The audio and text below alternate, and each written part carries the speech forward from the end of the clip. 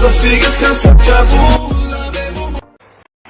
bafethu njani, ngithembe ukuthi ngithembe ukuthi niyaphila. Makuthi ke usanda kusijoyina kwi-channel, please ngicela wenze nje okulungile, ulike i-video, usubscribe kwi-channel. Okunye okubaluleke kakhulu uciphiza i-notification bell ukuze mangifaka i-video uthole i-notification. Bafethu transfer news kwi-Betway Premiership njengamanje uJanuary 2026 isikhathi sewindi lama transfers sephakathi nayo isizini. Njengamanje isikhathi sama transfers kwi-Betway Premiership kuma clubs amakhulu: Orlando Pirates, Kaizer Chiefs, Mamelodi Sundowns. Njengamanje iMamelodi Sundowns iyona club okubonakala engathi ise-active during isikhathi sewindi lama transfers. Yenza kahle kakhulu, sibonile isayina uMonapule Saleng from i-Orlando Pirates, okuyinto thuse abantu abaningi ikakhulukazi abalandeli be-Orlando Pirates after iMamelodi Sundowns i-announce ukuthi isimsayine lo Monapule Saleng. Abalandeli be-Orlando Pirates bakhombise ungakwenameli lokho, nokho-ke kwahamba bagcina be-accepta ukuthi uMonapule Saleng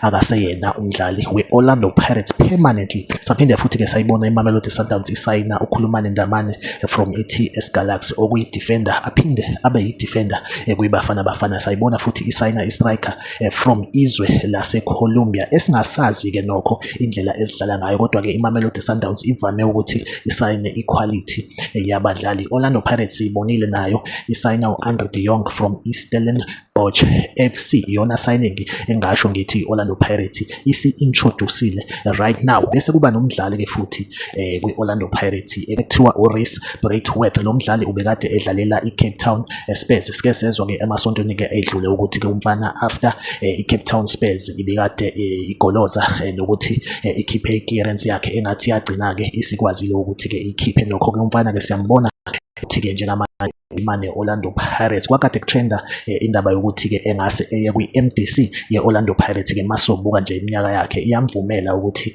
agijime kwi-MDC ye-Orlando Pirates-ke, but-ke siyambona nangu kwi-first team ye-Orlando Pirates, okusho ukuthi i-Orlando Pirates kungenzeka ukuthi yamsayina ngenhloso ukuthi adlale kwi-senior team ye-Orlando Pirates-ke. Kaizer Chiefs right now asikayiboni isayina noyedwa umdlali during isikhathi sewindi lama transfers. Nokho-ke isikhathi sisekhona, njengamanje sisephakathi nawo uJanuary, kusakuningi esingakubona kwenzeka kuma-transfers kwi-Betway Premiership. Nakuba-ke umphathi we-Kaizer Chiefs eveze indaba zokuthi singawalindeli ama-signings. Bakhona abadlali i-Kaizer Chiefs enesifiso sokuthi-ke ibasayine, kodwa i-Kaizer Chiefs right now kunabadlali eyabasayina before sibe kule season esibila, okuwukuthi abadlali i-Kaizer Chiefs abakadlali bala Oshinga Ethan Chislet. I-Kaizer Chiefs yabasayina but akababoni bedlala, even oKhanyisa Mayo nabo Lebohang Maboe.